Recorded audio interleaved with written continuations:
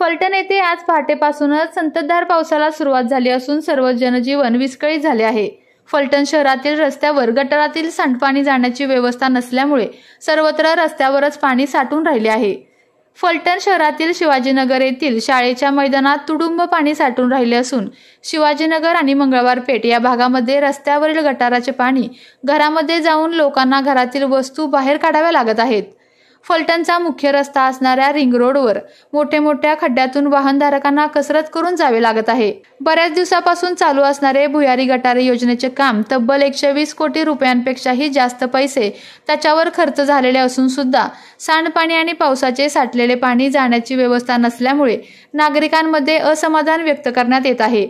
या सर्व पावसाच्या पाण्याने हाहाकार केल्यानंतर फलटण नगर परिषदेच्या वतीने मात्र कुठेही व्यवस्था किंवा उपाययोजना करताना शहरात दिसून आली नाही। नाना पाटील चौकाच्या शेजारील मोकळ्या ग्राउंडवर गटारातून पाणी जात नसल्यामुळे तुडुंब पाणी साठलेले आढळून आले आहे।